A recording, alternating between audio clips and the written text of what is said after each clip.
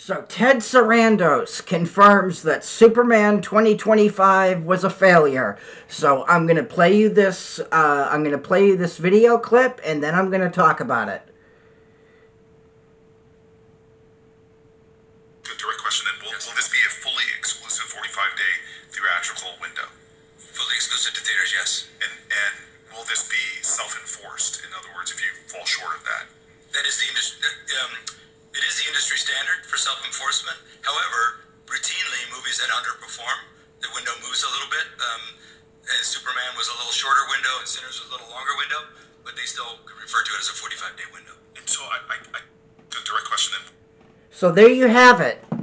So for anybody here who doesn't follow movies, who don't understand, how movies work, a 45-day window is usually how long a movie stays in theaters for. So now sometimes there are exceptions to this. Movies like Sinners, Twisters, when that was out, those movies completely dominated the box office. So if a movie is performing well at the box office, a studio will see that and they'll leave it in theaters longer because the studio are the ones that decide, the studio are the ones that decide, when movies,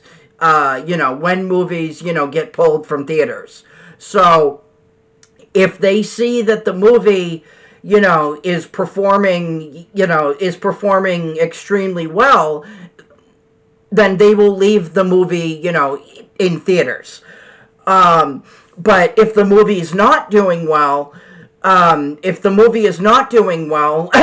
Superman, then, then they will pull it, from theaters, either because, it's not making the money that they had hoped, or they just, need to make room, for other movies coming out, or whatever. So, but a 45-day window but that's what a 45-day window is. Hollywood, there's like a 45-day window before movies can drop on digital. It's just, a rule that Hollywood has. So they obviously aren't going to change that rule, just because they feel like it. Now, Superman dropped on digital after being in theaters for only 35 days. And I did a video on this last year. And of course, James Gunn, the Gunn shills, the media were already obviously making excuses for why the movie dropped on digital early. And which was obviously because, again, it didn't perform well. And James Gunn obviously tried to spin it, it was because of Peacemaker. No, it wasn't because of Peacemaker. It was because the movie didn't perform well. And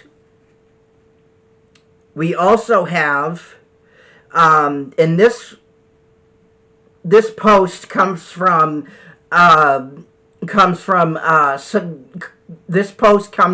X, and it comes from South Cali Guy 87. The truth about Superman 25. It got a shorter release window because it didn't perform well. Ted Sarandos of Netflix compared it to Sinners. Superman 25 did not do as expected, under oath. Now, Ted Sarandos, now the reason obviously why he's in court, just to recap, like what's happening. Netflix bought Warner Brothers movie division for $82.7 billion, okay?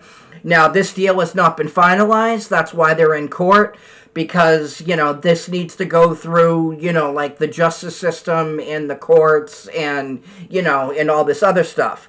Again, the deal has not been finalized. Now, Netflix right now is saying, they are going to do theatrical releases, and they are going to stick to that window, to that 45-day window, which is what, any studio does now. Now, if Netflix, for whatever reason, goes back on this, they can get sued.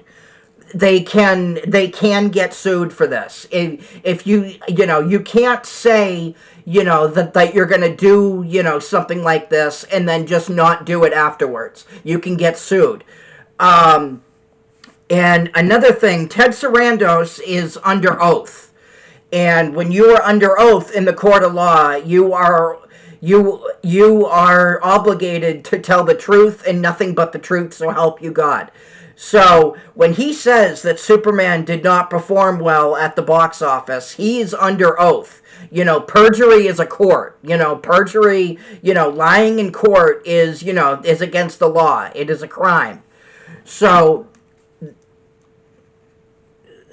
they cannot, so this is not, the truth is finally starting to come out about how Superman actually did in theaters. More and more sources are reporting on this.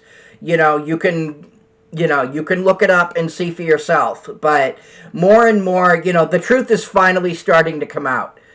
And, Forbes is another site that reported on this last year. I know a lot of people stomp on, on Cosmic Book News, saying that it's not always reliable, but they did credit Forbes as part of, as part of the source. So the truth is finally starting to come out. The truth about Superman is finally starting to come out. And there's the fact that this DCU is just not resonating with people. It's not. Nobody's talking about, Supergirl right now. There's no hype right now for Supergirl. The toys, and chances are, if a movie doesn't do well in theaters, usually that means that the merchandise is not going to sell very well. The toys for Superman are literally still sitting there on the shelves on clearance. On clearance. Stores are putting them on clearance because stores can't get rid of them. I remember when Jurassic World and the toys and Jurassic World and the live action How to Train Your Dragon came out last year. Those toys flew off the shelf. Everybody wanted those toys because those movies did well. So, this, I don't know what I have to, I don't know what else I have to do to confirm to you guys, that Superman was not a hit at the box office. It did not perform, it did not make that money. Superman couldn't even, 616, million is nothing to be proud of. Because movie theaters take 50% of the ticket sales and then they divide that up evenly among themselves and with the studio. Okay? This is how box office works. Movies need to make 2.5 times their budget in order to be considered a success. Superman did not do that. It was not the box office hit that the studio said it was, that the media said it was, that the guntards said that it was. It did not perform, it did not make its money back. It just didn't. And you can definitely bet that Supergirl is not going to do well at all.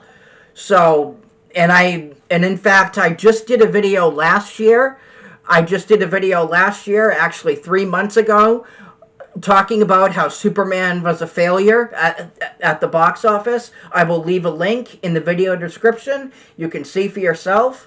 And I will see you guys on the next video. Peace.